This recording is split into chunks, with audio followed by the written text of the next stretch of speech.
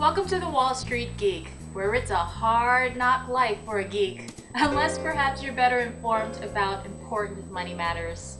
Now, when you were a kid, I'm sure there are times when you'd walk into the kitchen and see your parents sitting at the kitchen table, opening letters with bills and discussing how they would allocate the money coming into the household across all those bills. Perhaps that's also where you sit with your family today to discuss your household finances.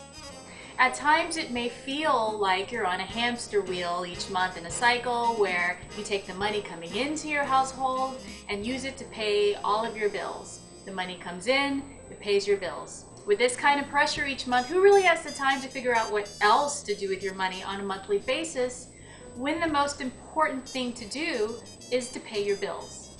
What else should you be doing? Well, that leads us to today's topic. Today's topic is taking place at the kitchen table. That's usually where major household decisions are made regarding family finances. Paying the bills is key, but that's not the primary purpose of your income when it comes to household finances. In order to even sit at the kitchen table and in order to even be able to be in a position to have a discussion about paying bills at the kitchen table at all, you need a chair. In fact, all you really need is a stool. Well, a stool? Well, let's break it down. When you sit down to determine what to do with your household income, picture yourself supported in making those household decisions by a three-legged stool. The legs on that stool represent three things: savings, investments, and insurance. These three things are your support system. Why? As you're paying your bills each month, you may have a month when you can't cover all of your bills, so savings is your friend. When you decide at one point that you can't work as hard as you used to, maybe you lost your job or maybe you want to retire, the state of your investments may support you in making that decision. Finally, what if something catastrophic happens to you or your family? A fire, illness, even death? Insurance may support you through that tough time. Let's look at each. First, let's look at savings. Savings is money that's liquid. That means that the day that you need it, you can get to it and get it in your hands. It's also kept in a stable place. In other words, it's not invested in the stock market because when you unexpectedly need it, you don't want the awful surprise of the amount being a great deal less than what you thought. It may be a good idea to look at your monthly expenses and put away enough so that if you ever lost your job, your savings can help. These days it may take up to a half a year to find a new job. So while you may not be able to save much right now, you may thank yourself later if you have at least 4 to 6 months of savings to live off of due to an unexpected event that affects your income. Savings accounts, money markets, short-term fixed income securities like CDs, and perhaps even zero-coupon bonds and treasuries are all typical places where savings may be kept. Although some banks may impose a penalty for early withdrawal from fixed income securities, so definitely read the fine print. These places offer a little bit of interest these days, not too much because rates are very low.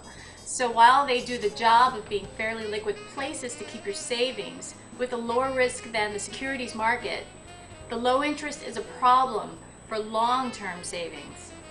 If you have $1 today that you don't plan on using for another 3 to 5 years minimum, you may not lose it if you keep it in your savings account, but you do lose something that's a little more intangible: purchasing power. Which leads us to our next topic, investments.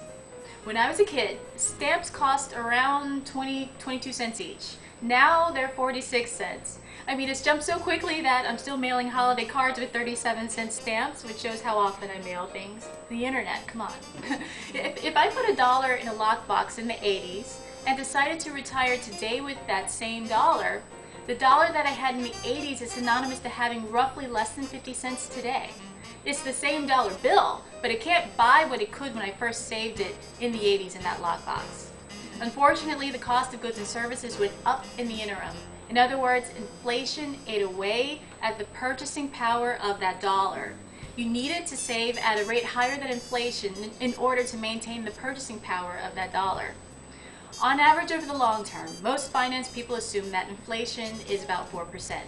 It's been lower lately due to the economic crisis. We even had deflation fears, which I discussed in my first video. But over the long term, it's common to plan for 4%. Savings accounts, if you're lucky today, are making 1% annually, but hopefully that money is just for your short-term needs. The global securities markets, like stocks, bonds, mutual funds, are common and may provide you with the returns you need over the long term to maintain the purchasing power of that dollar. Wherever you invest your money, make sure that the risk inherent in those investments doesn't keep you up at night. While the more risky the investment, the greater the return potential, but also the greater the chance you'll wake up one morning and panic if the Dow drops 300 points again in a day. Check out my video on portfolio risk analysis to understand this concept a little bit more. Now, speaking of the unexpected, insurance is that third leg that's there to support your household financial decision making. A good rule of thumb is to step outside of yourself for a moment and put yourself in a dependent's shoes, like your child, your parents, your spouse, and even your friends. I actually have a colleague who has a friend in New Hampshire whose heater sparked one night and it unfortunately burned down their house. It's a family with 2 parents in their mid-30s and 3 small children. The whole family stayed with friends, but this family put themselves in their friend's shoes a while ago and thought about how to plan so they wouldn't be a burden to their friends for some reason one day. That family luckily had insurance against fire damage to their home, and after just a few nights at their friend's home, they managed to move out into a temporary space paid for by their insurance. Insurance won't make you rich, but it can keep you and your loved ones from going broke. So whether it's disability, health, life, renters, homeowners, car insurance, even long-term care insurance, you've got a slew of options to review and to decide if they're applicable to your life and to protecting yourself and your family and friends from the unexpected that may happen in your life. It's tough sometimes to put money to the side when you've got pressing needs like bills, especially today. But remember, you can't sit at the kitchen table to pay those bills if you're not supported by at least a stool. It may be like turning a large ship to change where your income goes monthly, but once you get into the habit of saving, investing, and paying your insurance premiums, that'll become your new normal. This is not a recommendation, but a suggestion to make sure that you've always got a sturdy stool to sit on. Thanks again for watching. This is the Wall Street Geek, hoping that you live long and profit. Take care. Bye.